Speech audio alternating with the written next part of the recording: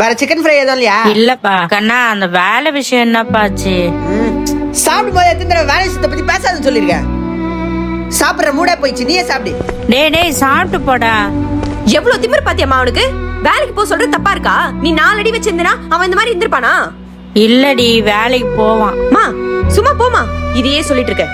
வேலைக்கு போவாம தண்டமா சுத்திட்டு இருக்கான்.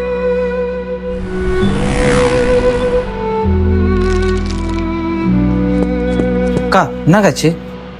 இல்ல தம்பி, உடம்பு சுத்தமா முடியலப்பா. ஏங்கா உங்களுக்கு உடம்பு இல்லைல்லக்கா, ஏங்க இவ்வளோ கஷ்டப்பட்டு நிற்கிறீங்க? உங்க பையன் வெட்டியா தானே ஊரை சுற்றி நிற்கிறான், அவனை என்ன வேலைக்கு அனுப்பலாம்ல? என்ன புள்ளியே தம்பி, என் பையனை பத்தி எல்லாம் பேசாதீங்க. வேலை தானே செய்யணும், நான் செய்யறேன். என்னமோ செல்லத்தை கொடுத்து பசங்களை கெடுக்க முடியும். மோ வேலை முடிஞ்சிச்சுல, சீர்மாமா. இதோ இருடா 2 நிமிஷம். ஹலோ ஹலோ மாமா, தலைவும் 10 டிக்கெட் கச்சிச்சு மாமா. ஆமா மாமா, ஓடியா ஓடியா வேகமா ஓடியா. மோ நான் வெள்ளை கிளம்புறேன், நீ ஆட்டோ புக் போயிடு. மச்சான் வடை சூற மக்கடா. புள்ளையாடா நீ? ஒழுங்கா வேலைக்கு போக பக்கல்ல உனக்கு. இதுக்கு என்னன்னா அம்மா வேலைல இருந்து கூட்டு வராம அங்கேயே விட்டுட்டு நீ படத்துக்கு போயிருக்க.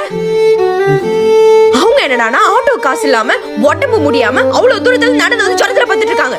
உன்னை வளர்த்ததுக்கு ஒரு நாயை வளர்த்துனா கூட நன்றியோட இருந்திருக்கோடா. வேலைக்கு டைம் ஆச்சுமா, கொஞ்சம் காஃபி போட்டு கொடுமா. மா மா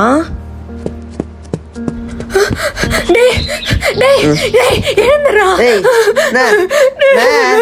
அம்மா நம்ம விட்டு போயிடுச்சுடா. அம்மா எழுப்புடா, அம்மா வேற எழுந்துக்க மாட்டேன்.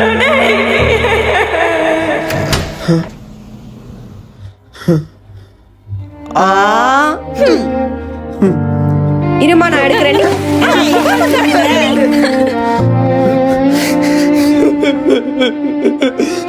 இப்ப அழுது மட்டும் ஒன்னும் மாற போறது கிடையாது. அவங்க கூட இருக்கும் போது தான் அவங்க ஆசைப்பட்டது நீ எதுவுமே நிறைவேற்றல. இப்பயாச்சும் நிறைவேத்து. அவங்க சந்தோஷப்பட்டு உன் கூடவே இருப்பாங்க. நீ ஒரு நல்ல வேலைக்கு போகணும், உன்னை நீ நல்லா பாத்துக்கணும். அதுதான் உங்களோட பெரிய ஆசையே. ஓகே சார், நாளைக்கு அந்த கிளைண்ட் கிட்ட பேசிட்டு உங்களுக்கு இன்ஃபார்ம் பண்றேன். Okay sir, okay. கண்ணா